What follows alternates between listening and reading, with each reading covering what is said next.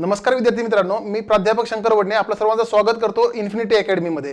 तर आपण या लेक्चरमध्ये किंवा या व्हिडिओ सेशनमध्ये आपण डिटेल डिस्कशन करणार आहे थर्मोडायनेमिक्स वरती, जे की आरटीओ एएमवाय मेन्ससाठी 2011, 13 आणि 17 मध्ये क्वेश्चन आले होते। त्याचं ॲनालिसिस करणार आहे टॉपिक वाईज, राईट। तर थर्मल इंजिनिअरिंग जो की खूप इंपॉर्टंट सब्जेक्ट आहे, one of the important subject in RTO syllabus. त्यानंतर हा सब्जेक्ट सेक्शन ए मध्ये आहे, तुमचा 5 नंबर सब्जेक्ट आयोगाच्या सिलेबसमध्ये तुम्हाला सापडेल थर्मल इंजिनिअरिंगचा। आणि जेव्हा तुम्ही मार्क्सचं डिस्ट्रीब्युशन बघताय त्यानंतर हा मार्क्ससाठी 40 मार्क्ससाठी विचारला जातो आणि क्वेश्चन नंबर 76 to 95 म्हणजे टोटल 20 क्वेश्चन, एक क्वेश्चन 2 मार्क्ससाठी आणि टोटल 40 मार्क्ससाठी हा सब्जेक्ट आहे। तर मित्रांनो, मी थेअरी ऑफ मशीनच्या लेक्चरमध्ये तुम्हाला ऑलरेडी सांगितलं होतं, व्हिडिओमध्ये ऑलरेडी सांगितलं होतं की थेअरी ऑफ मशीन हा सर्वात जास्त कन्सेप्च्युअल सब्जेक्ट आहे आरटीओच्या सिलेबसमधला। आणि थेअरी ऑफ मशीन नंतर जर दुसरा कुठला कन्सेप्च्युअल सब्जेक्ट असेल तर तो थर्मल इंजिनिअरिंग आहे। थर्मल इंजिनिअरिंग होती, पण हा रटण्याचा विषय बिलकुल नाहीये। इथं तुम्हाला कन्सेप्च्युअलीच अभ्यास करावा लागणार आहे। पहिला टॉपिक समजला तर दुसरा टॉपिक समजतो, दुसरा समजला तर तिसरा समजतो, सिक्वेन्स फॉलो केला पाहिजे। आणि मित्रांनो, फक्त 40 मार्क्ससाठी हा सब्जेक्ट घेऊ नका। हा सब्जेक्ट येत नसेल तर तुमचा जो आयसी इंजिन किंवा तुम्ही त्याला ऑटोमोबाईल इंजिन म्हणताय तो पण सब्जेक्ट तुमच्या सिलेबसमध्ये आहे, जो की तो पण 30 मार्काला सिलेबसमध्ये आहे। त्यानंतर तुमचा refrigeration and air conditioning RAC subject पण आहे, रेफ्रिजरेशन अँड एअर कंडिशनिंग, तो पण 20 मार्काला सब्जेक्ट आहे। आणि आरएसी आणि आयसी इंजिन पूर्ण सब्जेक्ट डिपेंड आहे थर्मोडायनेमिक्सवरती। हा सब्जेक्ट येत नसेल तर ते 50 मार्क पण प्रॉपरली अंडरस्टँड तुम्ही करू शकत नाही। हा 40 मार्काचा सब्जेक्ट एकदम व्यवस्थित प्रिपेअर केला, आयसी इंजिन प्रिपेअर करताना आणि रेफ्रिजरेशन प्रिपेअर करताना खूप सिंपल वाटेल तुम्हाला, कारण ते फक्त ऍप्लिकेशन आहेत थर्मोडायनेमिक्सचे।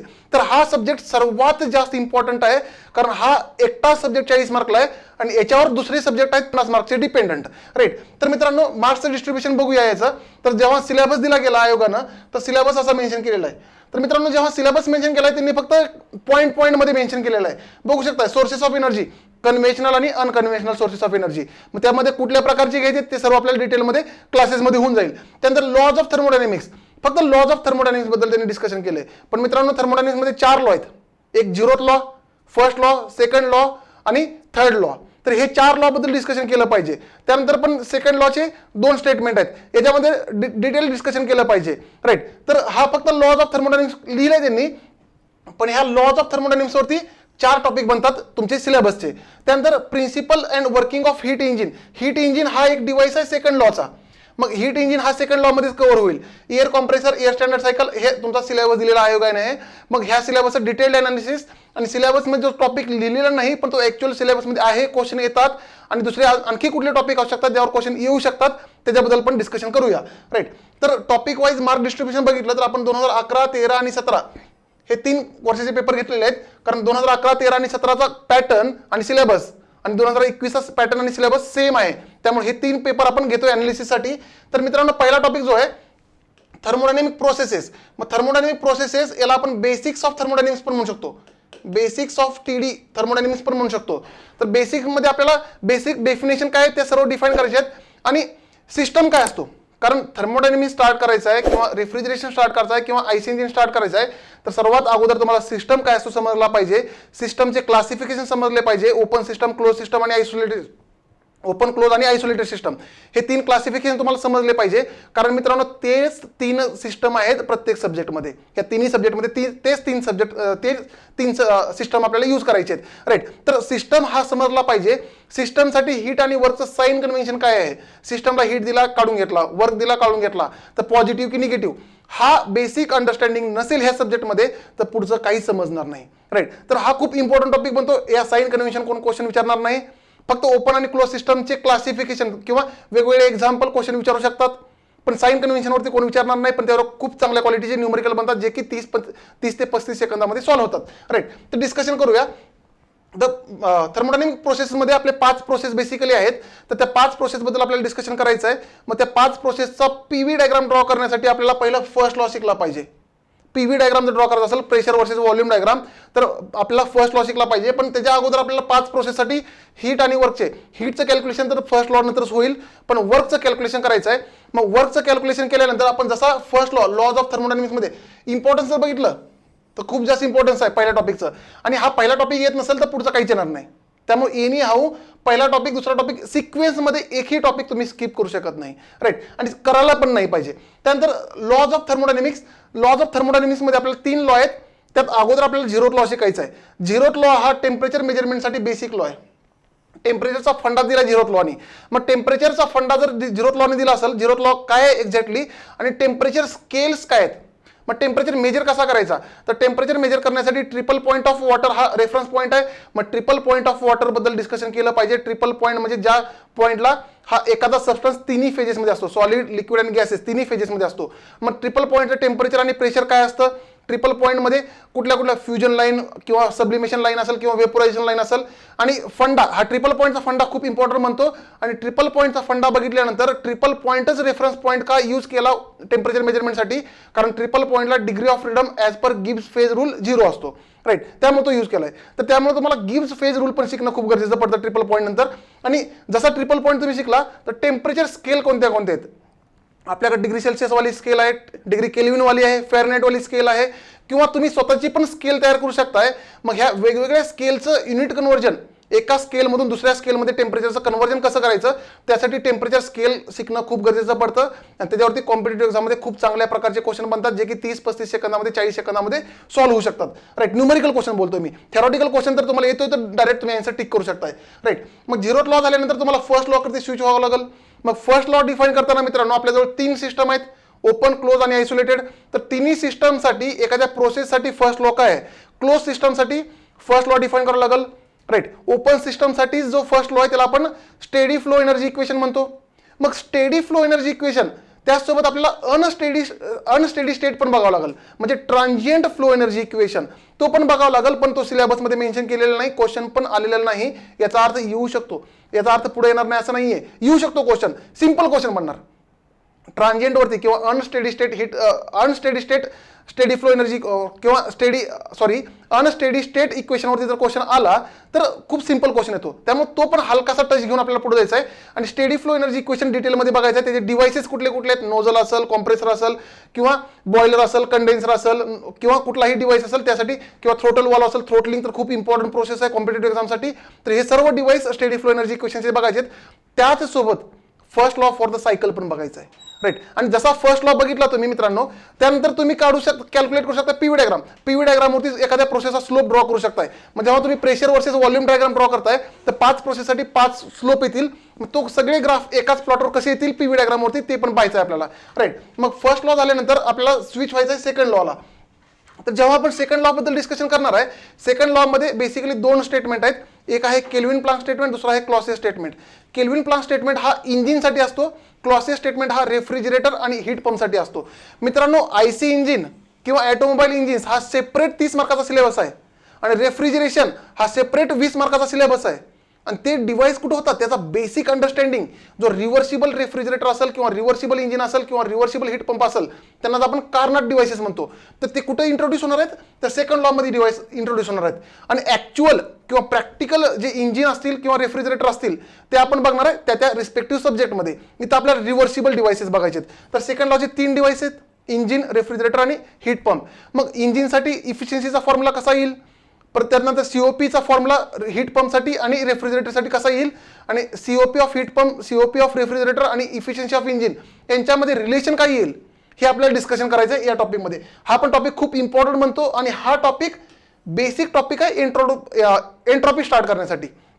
आणि मित्रांनो, फर्स्ट लॉ आणि सेकंड लॉ मध्ये डिफरन्स काय आहे, फर्स्ट लॉ असताना सेकंड लॉ का डिफाईन केला हा डिफरन्स पण बघायचा आहे. क्वालिटेटिव्ह लॉ कुठला, क्वांटिटेटिव्ह लॉ कुठला, ह्या गोष्टीबद्दल पण डिस्कशन करणं खूप गरजेचं आहे. आणि एखादी प्रोसेस फिजिबल आहे की नाही, तो फर्स्ट लॉ सांगतो की सेकंड लॉ सांगतोय, याच्याबद्दल पण डिस्कशन करणं खूप गरजेचं पडतं. मित्रांनो, जसा सेकंड लॉ झाला तुम्हाला एंट्रॉपीचं प्रिपरेशन करणं खूप गरजेचं आहे. एंट्रॉपी सिलेबसमध्ये कुठेही मेन्शन केलेलं नाही, पण एंट्रॉपीवर भरून भरून क्वेश्चन येतात कॉम्पिटेटिव्ह एक्झाममध्ये. आरटीओ मध्ये पण विचारलेत, तुम्ही बघू शकता प्रत्येक टॉपिकवरती क्वेश्चन विचारलेले आहेत, एंट्रॉपीवरती पण क्वेश्चन विचारलेले आहेत, राईट, प्रिव्हियस इयर क्वेश्चन एक्झाममध्ये. तर एंट्रॉपी हा भरून भरून क्वेश्चन देणार आहे. आणि एंट्रॉपीमध्येच तुम्हाला दुसरा एक थर्ड लॉ ऑफ थर्मोडायनॅमिक्स येतो. एंट्रॉपीचा जो लॉ आहे तो थर्ड लॉ ऑफ थर्मोडायनॅमिक्स येतो. पण एंट्रॉपी हा फिनॉमिनॉन अंडरस्टँडिंगचा फिनॉमिनॉन आहे. जर तुम्ही रटला, पाठ केला तर विसरणार, 100% विसरणार. जर प्रॉपर अंडरस्टँडिंग करून एंट्रॉपी टॉपिक समजून घेतला, सिस्टमसाठी काय असते, युनिव्हर्ससाठी काय असते, ह्या सगळ्या गोष्टी जर व्यवस्थित बघितल्या तर 100% मित्रांनो एंट्रॉपीचा एकही क्वेश्चन तुमचा चुकीचा सॉल्व्ह होणार नाही, राईट. आणि जसा एंट्रॉपी शिकला तुम्ही, एंट्रॉपी टॉपिकमध्ये temperature versus entropy diagram introduce होते. कारण टेम्परेचर आणि एंट्रॉपी डायग्राम हा त्याचा एरिया म्हणजे असतो हीट, राईट. मग हीट मोज असते एंट्रॉपी. तर हा इथे इंट्रोडक्शन होणार आहे. मग टेम्परेचर वर्सेस एंट्रॉपी डायग्राम तुम्ही प्रत्येक टॉपिकमध्ये ड्रॉ करताय. जर आयसी इंजिन घेतला, आयसी इंजिनच्या सगळ्या सायकलला तुम्ही टीएस डायग्राम ड्रॉ करताय. त्यानंतर रेफ्रिजरेशनच्या सायकलमध्ये तुम्ही टीएस डायग्राम ड्रॉ करताय. त्यांचा गॅस पॉवर सायकल असतील किंवा व्हेपर पॉवर सायकल असतील, तुम्हाला तिथं temperature versus entropy diagram draw करावंच लागणार आहे. त्यामुळे एंट्रॉपी टॉपिक हा one of the important topic बनतो तुमच्या सिलेबसमधला, राईट. त्यानंतर प्युअर सबस्टन्सेस म्हणजेच आणखी एकदा इथं गिब्स फेज रूल येईल. आणि या टॉपिकमध्ये मित्रांनो तुमचा ड्रायनेस फ्रॅक्शनचा कन्सेप्ट, म्हणजे तुमचा एअर आणि वेपर मिक्स झाला असेल तर ड्रायनेस फ्रॅक्शन, एअरची क्वालिटी किती आहे, राईट, हा कन्सेप्ट इथे इंट्रोड्यूस होईल. आणि liquid vapour dome phase change होत असताना, लिक्विडचं कन्व्हर्जन वेपरमध्ये होत असताना लिक्विड वेपर डोममध्ये काय काय येईल, जसं की फेज चेंज होत असताना गिब्स फंक्शन कॉन्स्टंट असतो. मग गिब्स फंक्शन कॉन्स्टंट असेल तर त्या जागी काय येतो, प्रेशर पण कॉन्स्टंट येतो, टेम्परेचर पण कॉन्स्टंट येतो. ह्या पॅरामीटरबद्दल डिस्कशन करणं ह्या टॉपिकमध्ये खूप गरजेचं पडतं. आणि मित्रांनो या टॉपिकमध्ये थ्रोटलिंग प्रोसेस पण तुम्हाला डिटेलमध्ये शिकायची आहे. या टॉपिकमध्ये थ्रोटलिंग प्रोसेस पण डिटेलमध्ये शिकायची आहे, जे की इरिव्हर्सिबल प्रोसेस आहे, राईट. हा पण टॉपिक. आणि जो प्रॉपर्टीज ऑफ फ्लुइड ऍक्च्युली किंवा प्युअर सबस्टन्सेस, त्यालाच आपण म्हणू शकतो प्रॉपर्टीज ऑफ फ्लुइड, हा टॉपिक खूपच जास्त इम्पॉर्टंट आहे proper understanding of refrigeration and air conditioning. RAC सब्जेक्टची प्रॉपर अंडरस्टँडिंग करायची असेल, आरएसी सब्जेक्टमध्ये हा टॉपिक पूर्ण 100% यूज होतो. त्याचसोबत वेपर पॉवर सायकल, ज्याला रँकाइन सायकल म्हणतो, आहे पुढं सिलेबसमध्ये, राईट, त्याच्यामध्ये पण हा प्युअर सबस्टन्स टॉपिक खूप जास्त यूज होतो. त्यामुळे हा टॉपिक पण one of the important topic तुम्ही म्हणू शकता, कारण बाकी टॉपिकमध्ये पण याचा यूज आहे, राईट. त्यानंतर जनरल गॅस इक्वेशन किंवा आपण आयडियल गॅस इक्वेशन म्हणू शकतो. आयडियल गॅस इक्वेशन तर आपण इथंच शिकणार आहे. अगोदर जेव्हा थर्मोडायनामिक प्रोसेसेस शिकणार आहे त्याच्या अगोदरच आयडियल गॅस इक्वेशन शिकून आपण स्टार्ट करणार आहे. PV is equal to MRT. आणि आयडियल गॅस इक्वेशनचे वेगवेगळ्या फॉर्ममध्ये कसा मांडलाय तो, मग एखादा पॅरामीटर कमी झाला तर एखादा पॅरामीटर दुसऱ्या पॅरामीटरवरती काय इफेक्ट होतो, मग बॉइल्स लॉ काय, चार्ल्स लॉ काय, गे-लुसास लॉ काय, हे सर्व इथे इंट्रोड्यूस करायचं आहे आपल्याला. त्याचसोबत मित्रांनो रिअल गॅसेस इक्वेशनचा पण हलकासा टच असणं खूप गरजेचं आहे, राईट. रिअल गॅसेस इक्वेशनला पण इथे आपल्याला इंट्रोड्यूस करायचं आहे, राईट. हा पण टॉपिकवरती क्वेश्चन पडतात, ह्या पण टॉपिकवरती क्वेश्चन पडलेले आहेत, राईट. त्यानंतर principal and working of heat engine. मित्रांनो हीट इंजिन हा एक सेकंड लॉचा डिव्हाइस आहे, पण या टॉपिकमध्ये थर्मोडायनामिक सिलेबसमध्ये आपल्याला जो हीट इंजिन शिकायचा आहे तो आपल्याला कार्नाट हीट इंजिन शिकायचा आहे, म्हणजे रिव्हर्सिबल हीट इंजिन शिकायचं आहे, राईट. आणि हा रिव्हर्सिबल हीट इंजिन किंवा कार्नाट हीट इंजिनचा कन्सेप्ट घेऊन आयसी इंजिन सब्जेक्टला जायचं आहे, जिथं ऍक्च्युअल इंजिन शिकायचे, जिथं एसआय आणि सीआय इंजिन तुम्ही शिकताय, राईट. त्यानंतर मित्रांनो हा पण टॉपिक खूप इम्पॉर्टंट आहे. बघा तुम्ही क्वेश्चन खूप जास्त पडलेले आहेत कॉम्पिटेटिव्ह एक्झाममध्ये या आरटीओ साठी, पण हा सेकंड लॉचा डिव्हाइस आहे, सेकंड लॉ मध्ये आपण शिकणार आहे हा. त्यानंतर एअर कॉम्प्रेसर. आता एअर कॉम्प्रेसरमध्ये 4 प्रकारचे वेगवेगळे कॉम्प्रेसर आहेत. कॉम्प्रेसरचं क्लासिफिकेशन आपल्याला शिकायचं आहे, जसं की रेसिप्रोकेटिंग कॉम्प्रेसर असेल किंवा रोटरी कॉम्प्रेसर असेल किंवा सेंट्रिफ्युगल कॉम्प्रेसर असेल किंवा एक्सेल फ्लो कॉम्प्रेसर असेल, तर हे कॉम्प्रेसरचं क्लासिफिकेशन शिकायचं आहे. पण जास्त भर द्यायचा आपल्याला रेसिप्रोकेटिंग कॉम्प्रेसरवरती, कारण मॅक्सिमम क्वेश्चन कॉम्पिटेटिव्ह एक्झामला पडतात रेसिप्रोकेटिंग कॉम्प्रेसरवरती. तुम्ही बघूही शकताय क्वेश्चन पडलेले आहेत, खूप जास्त क्वेश्चन पडलेले आहेत कॉम्प्रेसरवरती पण, राईट. त्यानंतर मित्रांनो एअर स्टँडर्ड सायकल्स. आता एअर स्टँडर्ड सायकल्स आयोगानं तुमच्या थर्मोडायनामिक्सच्या सिलेबसमध्ये दिलाय खरा, पण हा air standard cycle total 7 cycle आहेत आपल्या सिलेबसमध्ये. 7 सायकल जर नाव घ्यायचं, क्विकमध्ये नाव घ्यायचं असेल, इरिक्सन सायकल आहे, लेनॉर सायकल आहे, अटकिन्सन सायकल आहे, स्टर्लिंग सायकल आहे, त्यानंतर ऑटो डिझेल ड्युएल, ह्या 7 सायकल आहेत आपल्या सिलेबसमध्ये. मग ह्या 7ही सायकल आयसी इंजिनचे सायकल आहेत मित्रांनो. त्याला आपण एअर सायकल म्हणतो, कारण आयसी इंजिनमध्ये वर्किंग फ्लुइड काय असतो, एअर असतो. एअर सोबत दुसरा आपला फ्लुइड इंट्रोड्यूस केलेला असतो, मग डिझेल असेल किंवा पेट्रोल असेल किंवा एखादा गॅस असेल, सीएनजी असेल, राईट. तर मित्रांनो यांना यामध्ये सर्वांमध्ये वर्किंग फ्लुइड काय तर एअर आहे, त्यामुळे त्यांना काय म्हणलं एअर सायकल्स. पण हा एअर सायकल आपण डिटेलमध्ये, इथं फक्त इंट्रोडक्शन बघणार, डिटेलमध्ये सर्व एअर सायकल आपण शिकणार आहे आयसी इंजिन सब्जेक्टमध्ये, राईट. त्यानंतर हा पण बघा तुम्ही, नंबर ऑफ क्वेश्चन खूप जास्त पडलेले आहेत प्रिव्हियस इयर एक्झाममध्ये. त्यानंतर vapour power cycle. Vapour power सायकलमध्ये वॉटर, तुमच्याजवळ वॉटर आहे, वॉटरला तुम्हाला वेपरमध्ये किंवा स्टीममध्ये कन्वर्ट करायचं आहे तर तुम्हाला बॉयलर वापरावं लागेल. तर वेपर पॉवर सायकलमध्ये असणारे सर्व डिव्हाइसेस त्यांचा फर्स्ट लॉ नुसार अनालिसिस कसं आहे ते फर्स्ट लॉ मध्येच होणार आहे, राईट. तर वेपर पॉवर म्हणजे स्टीम पासून किंवा वेपर पासून जनरेट केलेली पॉवर, त्या सायकल आपल्याला शिकायच्या आहेत. मग वेपर पॉवर सायकल कुठले, तर बेसिक सायकल आहे रँकाइन सायकल. तर इथं इंट्रोड्यूस होईल रँकाइन सायकल. मग रँकाइन सायकलमध्ये काय काय बघायचं आहे, त्याचा PV diagram, TS diagram, right, ह्या डायग्रामला इंट्रोड्यूस करायचं आहे. आणि इथं लिक्विड वेपर डोम येईल, लिक्विडचं कन्व्हर्जन वेपरमध्ये व्हायला लागलं, लिक्विड वेपर डोम येईल. आणि मित्रांनो त्याचसोबत इथं कंडेन्सर प्रेशर डिक्रीज केला, बॉयलर प्रेशर इन्क्रीज केला, सुपर हिटिंग केला किंवा इंटरकुलिंग केला, किंवा रँकाइन सायकलचं रिजनरेशन, हीट रिकव्हरी कशी करायची, ह्या सर्व पॅरामीटरला आपल्याला डिस्कशन करावं लागणार आहे वेपर पॉवर सायकलमध्ये. त्यानंतर 10 नंबरचा टॉपिक जो आहे गॅस पॉवर सायकल.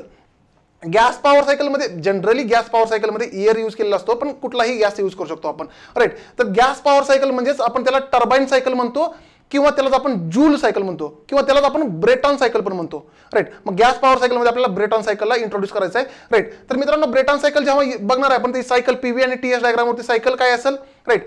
आणि त्याचसोबत एखादा पॅरामीटर इन्क्रीज केला, म्हणजे समजा 2 स्टेज सायकल काय असेल, सिंगल स्टेज सायकल काय असेल, 2 स्टेजमध्ये एक्सपान्शन केलं, सिंगल स्टेजमध्ये केलं तर काय होईल, 2 स्टेजमध्ये कॉम्प्रेशन केलं, सिंगल स्टेजमध्ये कॉम्प्रेशन केलं तर काय होईल, त्यानंतर रिहीट काय असतो, इंटरकुलिंग काय असतो, त्यानंतर रिजनरेशन कसं करायचं ब्रेटॉन सायकलचं, रिजनरेशन म्हणजे हीट रिकव्हरी, ह्या सर्व पॅरामीटरला डिस्कशन करणं खूप गरजेचं आहे. मित्रांनो, आयसी इंजिनमध्ये आपण फ्युएल प्लस एअर वापरला असतो पॉवर जनरेशनसाठी, याच्यामध्ये वेपर पॉवर सायकलमध्ये स्टीम वापरला असतो पॉवर जनरेशनसाठी, आणि गॅस पॉवर सायकलमध्ये आपण एअर वापरला असतो पॉवर जनरेशनसाठी. हाच फक्त डिफरन्स आहे. तर त्या सगळ्या सायकल आणि अनालिसिस बघायचं आहे, राईट. आणि प्रत्येक टॉपिकवरती क्वेश्चन पडलेले आहेत, बघू शकताय तुम्ही.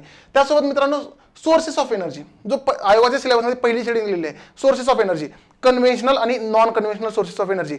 कन्व्हेन्शनल सोर्सेस म्हणजे जे स्लोली कमी व्हायला लागलेत, जसं की ऑइल असेल, पेट्रोल, डिझेल, हे सर्व डिग्रेड व्हायला लागलेत ना, कोल, तर हे कमी व्हायला लागलेत. आणि कन्व्हेन्शनल सोर्सेसमध्ये जे पोल्युशन क्रिएट करतात आपण तेच जास्त वापरतो, राईट. आणि अनकन्व्हेन्शनल म्हणजे जे सोर्सेस कधीच, जे एनर्जी सोर्सेस कधीच संपणार नाहीत, जसं सोलार एनर्जी असेल, विंड एनर्जी असेल, ह्याबद्दल आपल्याला डिस्कशन करावं लागणार आहे या टॉपिकमध्ये, राईट. तर मित्रांनो, हा टोटल सिलेबस आहे.